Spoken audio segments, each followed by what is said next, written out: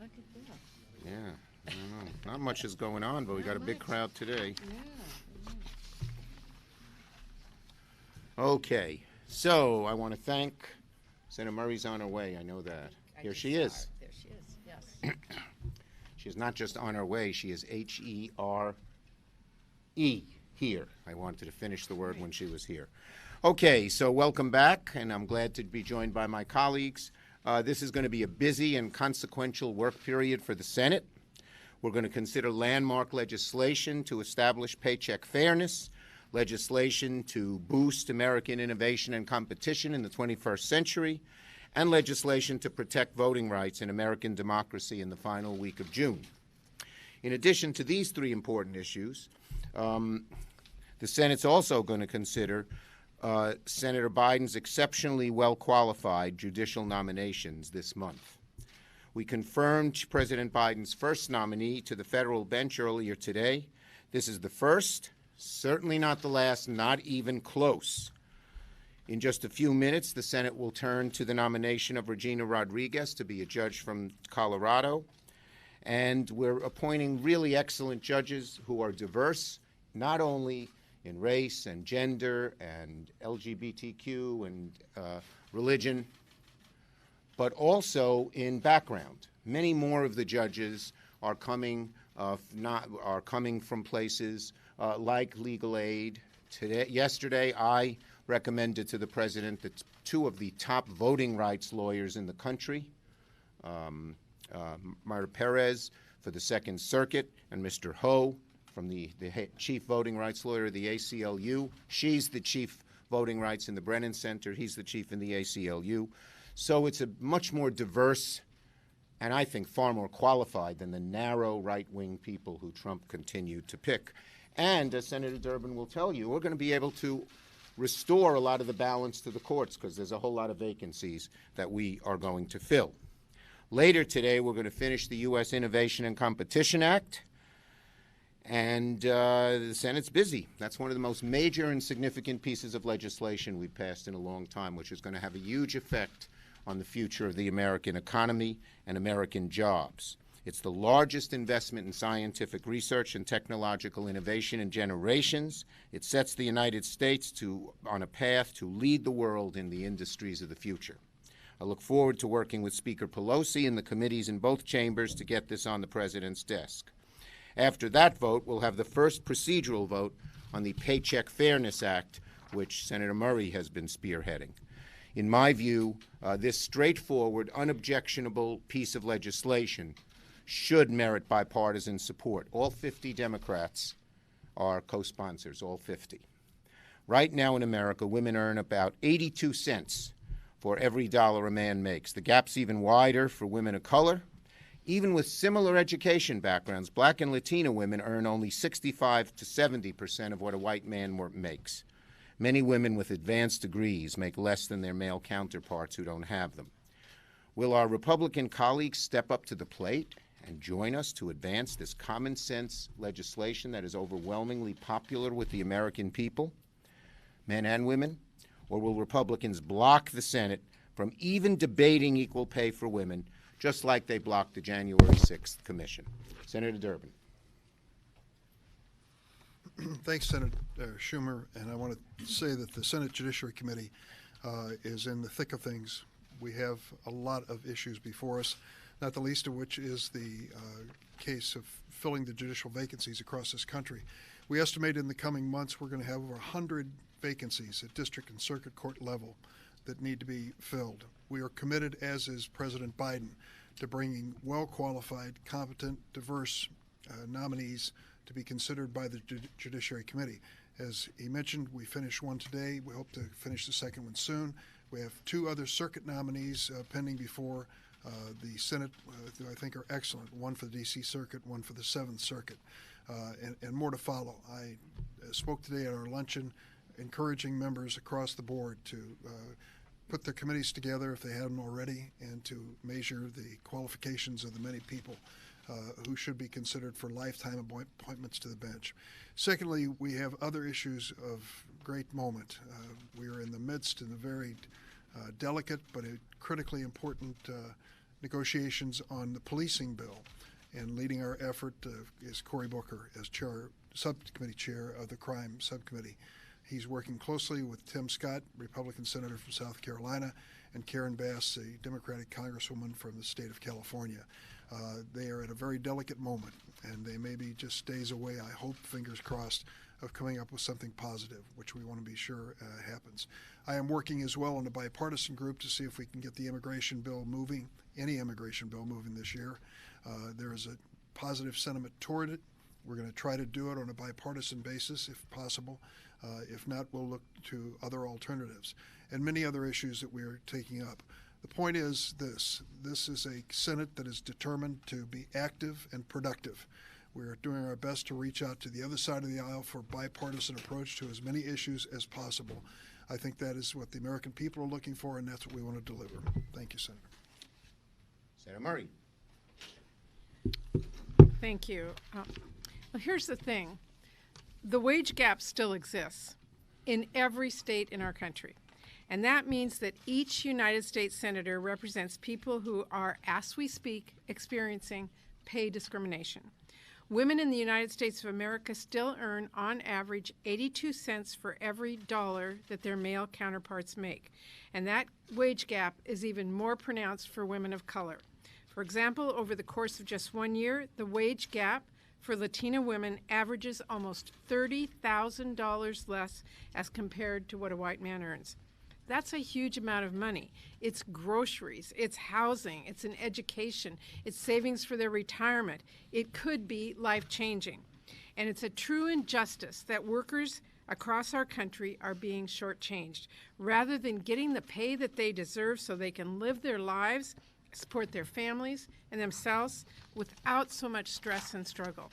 And as we know, the pandemic has really set women, in particular women of color, back even further and made clear just how urgent it is for us to act. Fair pay for your work is just not too much to expect, and it is needed now more than ever. Luckily, very soon, each of us in the United States Senate will have an opportunity to right this wrong with our votes on the Paycheck Fairness Act. This bill is very straightforward. It closes loopholes that allow pay discrimination to continue. It protects workers from retaliation for discussing their pay. It limits the use of prior wage history in the hiring process so that pay discrimination can't follow workers from job to job. And it increases transparency and accountability, so workers know whether they're being paid fairly, so they have the evidence to hold their employers accountable if they are not.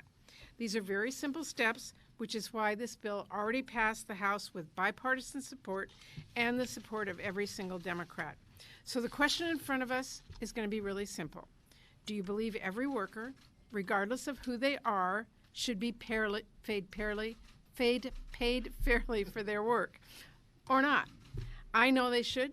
I know that's what Senate Democrats agree with, and I'm really hoping that Senate Republicans listen to their constituents who are experiencing the same wage discrimination ours do, and vote for this very long overdue solution that will help women, it will help workers, and it will help our economy as a whole. Thank you. Thank you, Senator Murray. Senator Stabenow. Well, first I Part want of the orange Yes, group that's right. of this leadership as opposed to the blue group. Well, first I want to thank. State colors, blue and orange. Just ignore him. Don't. Try as you might. But first, I want to thank Senator Murray for her work over the years. This is a really important day. It's going to be a really important vote. And frankly, women in Michigan and across America have been waiting long enough. It's time to pass the Paycheck Fairness Act. Consider a Michigan single mom who's raising 2 young daughters. Last year's been tough, trying to do her job remotely, keep track of the kids in terms of school. Meanwhile, if she's anything like the average American woman, she's earned just 82 cents for every dollar earned by her male coworkers doing the exact same job. And if she happens to be a woman of color, she's probably earned a whole lot less. This wage gap means that by the time she retires, she will have earned at least $400,000 less. $400,000 less than the guy in the next cubicle. That's money she could use to pay the bills, save for a down payment on the house, send the kids to summer camp or music lessons for her daughters. And when it comes to retirement, that missing $400,000 even means she receives less Social Security benefits. So this is serious for women in this country.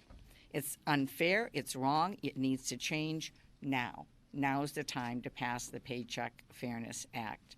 You know, in Michigan, we tell our daughters that they can be anything they want to be when they grow up. Let's make sure that includes being paid as well as our sons. This question, the real question today is, will our Republican colleagues join us? Will our Republican colleagues join us in standing up for women in this country? I hope they will. Thank you, Senator Stabenow. Questions? The committees this morning put out their January 6th report. I'm wondering how what's in that report and what's not in that report will affect how you'll push for a commission going forward. Well, we do believe there ought to be a commission to go forward. They almost assiduously avoided the two words that are vital to finding out what happened on January 6th, Donald Trump. The Republicans reportedly didn't want any mention of him at all. And to find out, I think we should find out if other members of Congress participated in this as well. So there's a whole lot. They did a great job on the report, but that deals with the immediate security needs. There's a much deeper and more important, or just as important, story as to how this happened, who was responsible, and what should be done, both to bring them to account and to make sure it doesn't happen again. Yes? You talked about a lot of bills that you're going to bring to the floor, or try to bring to the floor in the next few days, next few weeks, but you didn't necessarily say you're going to pass these bills besides the China and Science Technology bill. Is it really the Democratic agenda? Won't we know here in a couple of weeks if the agenda is stunted? Well, look, we believe America needs big, bold action in a whole variety of areas, and we're going to work hard to get the votes for the biggest, bold action that we can get. And in the past, our caucus has stayed unified and produced that big, bold action for the country. The ARP is extremely popular, even in the most of Republican areas, and we're going to continue to pursue doing just that. Yes, ma'am. Yes, ma'am. President Biden has presented Congress with a budget that proposes running $14.5 trillion in deficits over the next decade. Will Congress ever balance the budget? Yes or no? Well, the president's proposal does have pay-fors in it that balance the budget. Now, he wisely, in my opinion, had a 15-year stretch out of the pay-fors and only an 8-year of the spending, because when your economy is in a hole, as COVID has put us in, you need to get that money pumped into the economy. But I believe, I believe that he's doing the right thing. Yes, yes. Get a heads up from Senator Manchin about his op-ed over the weekend, and what is the path forward on voting rights? Okay, let me answer both. First, I don't talk about my private conversations with Senator Manchin. We will vote on voting rights legislation, bold legislation, S1, when in the last week in June. Now, is it possible we might change a few things here and there? We're going to do it. We've had discussions with Senator Manchin, and they're continuing. Yes. Assuming that the U.S. Innovation and Competition Act passes today, what do you expect the House to do with it? Do you think there's going to be some major changes? I've already talked to Speaker Pelosi and Congressmember Eddie Bernice Johnson about this. The House proposal is closer to the final product that we put forward on the USICA. It is no longer called Endless Frontiers Act. Now, I love that name, but some people thought it had to do with covered wagons or something. So we changed it to USICA, United States Innovation and Competition Act. And so as USICA has moved forward, it's come closer to the House bill. It's in President Biden's agenda, and I'm quite certain that we will get a really good product on the president's desk. Yes. On voting rights, Senator Manchin says that he favors the Jonathan Lewis Voting Rights Act. Would you bring that legislation to the floor? Well, I don't know if you heard, but Speaker Pelosi put out a letter to her colleagues just a couple hours ago that said S4, because of its constitutional difficulties and upcoming court cases, will not even be ready by the fall. So we're going to put S1 on the floor. As I said, we're open to changes and modifications as long as it does the job. Okay? Last question. No, not you, Manu. Thank You had one last week. Are you confident that this bipartisan group of senators, including Senator Manchin and Senator Sinema, who are working on a new infrastructure proposal, will present something that reflects the views of your caucus? Well, look, we're pursuing a two-path proposal. On the one hand, there's bipartisan negotiations, and those are continuing. The first were between President Biden and Senator Capito with just Republicans. Those seem to be running into a brick wall. But a bipartisan group led by Senator Sinema and I think Senator Portman is the lead Republican, are trying to put something together that might be closer to what the president needs. And so that's good. But that's not going to be the only answer. We all know as a caucus we will not be able to do all the things that the country needs in a totally bipartisan way.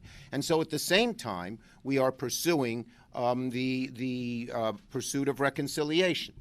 And that is going on at the same time. And it may well be that part of the bill that will pass will be bipartisan and part of it will be through reconciliation.